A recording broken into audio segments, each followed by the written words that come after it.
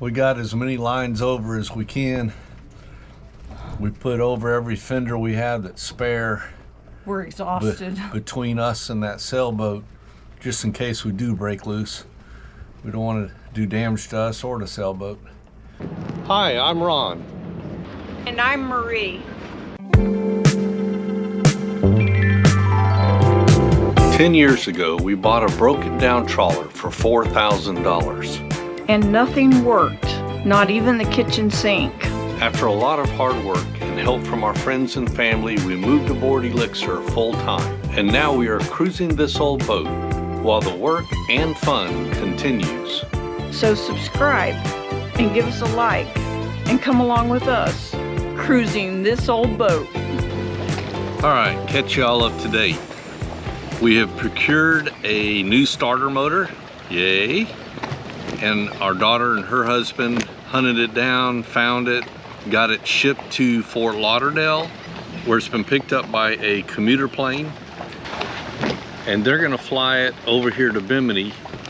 We're gonna have to get a ferry over to the southern island where the airport is and pick it up in about 2 days and install it. So progress is being made. Hopefully that's going to solve our problem. Meanwhile, I've been cleaning out the rake oars. I mean, cleaning them, not just changing the filters. It was nasty in there. And we're going to get that cleaned up, be ready for that starter motor, get it installed, and hopefully we will be ready to get underway. Of course, then we have to wait for a weather window. Currently, the next weather window is 8 days from now. So let's hope that holds. Or a sooner one forms, that'd be fine. But hopefully we'll be able to leave in 8 days and that one doesn't collapse and makes us have to stay here longer. So anyway, just wanted to bring you up to date on what's going on, and there's light at the end of the tunnel.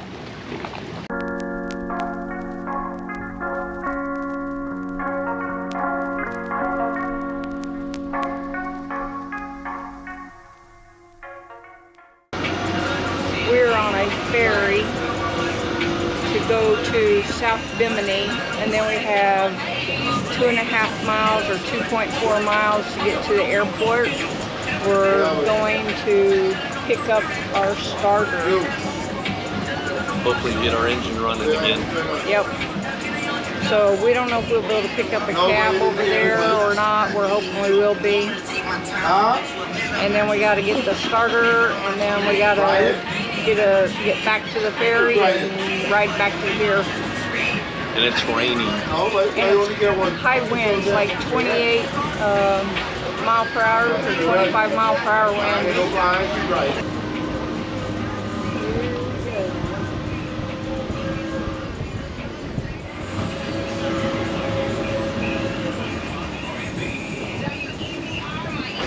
It is nasty out there. You would not want to be going outside on a boat today.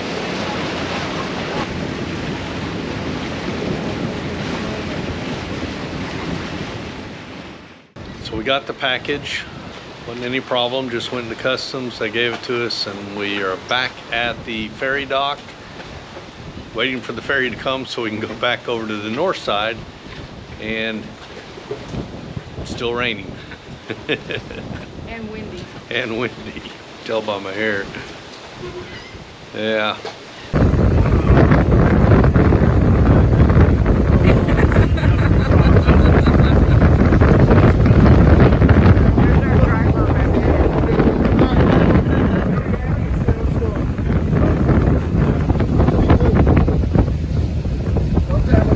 We're over on this side trying to stay away from the rain.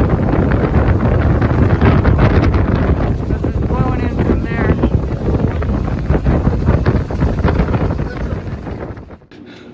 Well, we made it back to the boat, and poor Marie, I was making her work to keep up with me, but it was raining, and I wanted to get back here as quickly as possible before water could get through the box into the starter motor. We definitely don't need to get water on our brand new starter motor and start rust happening. But I opened the box up, and there was some packing and then an inner box. And I'm looking at this inner box, I'm going, that don't look big enough for a starter motor on our engine. I guess we're gonna open it and find out.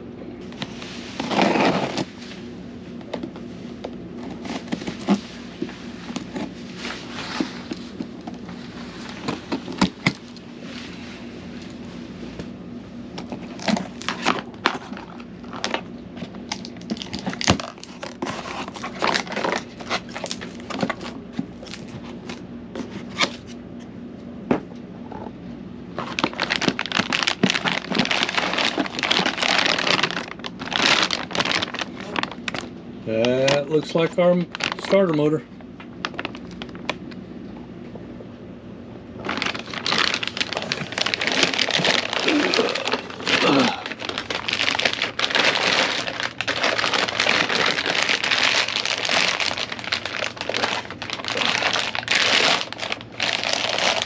Oh, nicer. Cleaner anyway.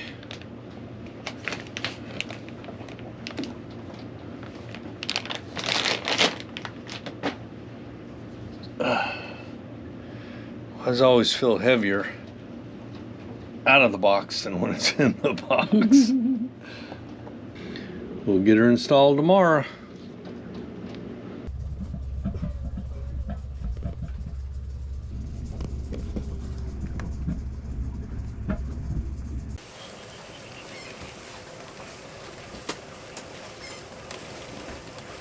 Marie heard some banging noise, woke me up so we could go investigate. It's howling wind out there, raining, and we're tied to the dock.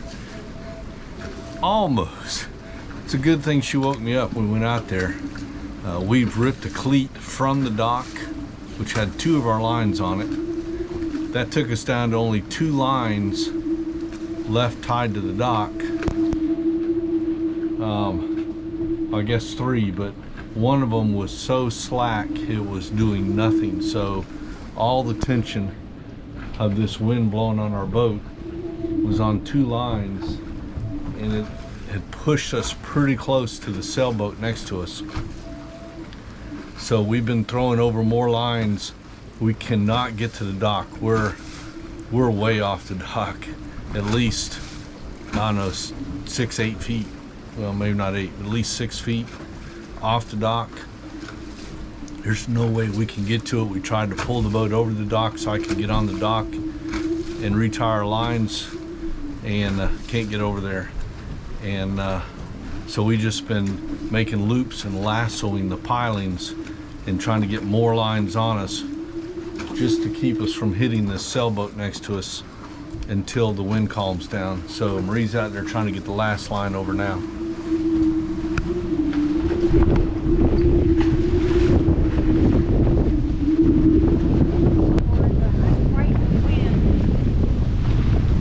Want me to try it? Now I'm gonna open this up and see if I can reach it. I know y'all can't see, but she's going to try to use our landing loop and see if she can get that last piling.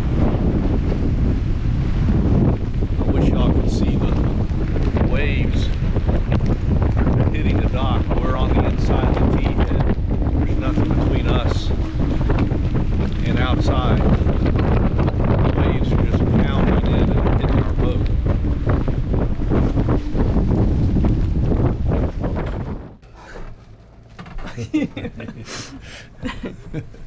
I've been wringing my sleeves out. They're sopping wet. All right, we got as many lines over as we can. We put over every fender we have that's spare. We're exhausted. Between us and that sailboat, just in case we do break loose. We don't want to do damage to us or the sailboat. It is stinging rain out there. I mean, you're okay if you're on the port side of the boat. It protects you from the wind, but the second you clear the boat going forward and you're out exposed on the bow, it was stinging. It's cold and wet, and I can't even hold my arms. I'm shaking. I would offer to help, but I don't think I'd be much better. It's about 2:30 in the morning. Is it? Yeah. Yep. Yeah. And yeah, not a fun night. Something wet. We could not pull the boat over. The wind's too strong. And the back of the boat, it's blowing us backwards as well. And so our dinghy is actually hitting a piling, which isn't good, but there's nothing we can do about it. It's working as a fender between our boat and the piling, basically. Yeah, as long as it doesn't knock it off the davit. But well, and hit the metal base, the metal bottom. Yeah.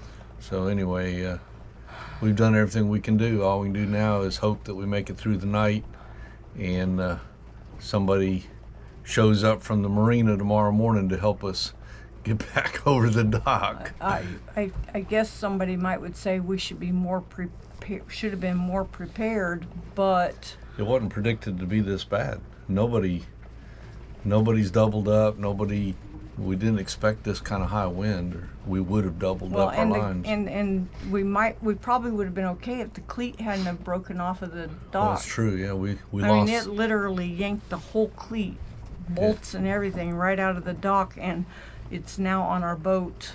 Yep, and that we had 2 lines tied to that cleat, so that yeah, that's what started it all, because we lost 2 of our lines that were holding us over. Yep. So anyway, we'll see what happens in the morning.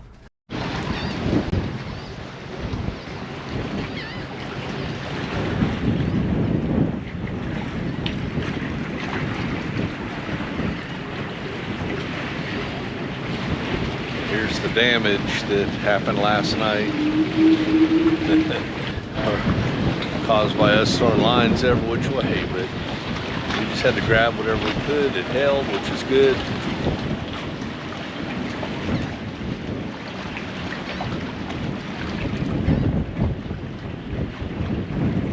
Here's the cleat.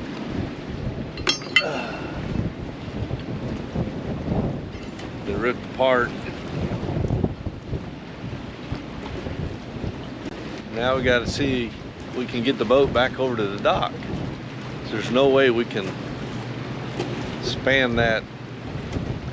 The wind's calmed down right now, so it's about 5 foot, maybe 6 foot to the dock from our boat. So see if we can get the boat over. It was definitely an ordeal in the middle of the night. This morning, a dockhand and Ron was trying to pull the boat over, and the winds were too strong. They still couldn't get us pulled over. Finally, we had 2 other people and a dockhand. So between the 2 of us on the boat and 3 people on the dock, they were able to get our boat more situated. Part of the problem too was when that cleat failed, our boat went backwards, and our dinghy was, I'm not sure if it was touching, but if it wasn't touching, it was super close. Ron said it was touching the piling back behind us, and so we've not gotten onto the dock yet because it's still pouring down rain. Not gotten on the dock yet to find out what kind of condition, what's happened to it.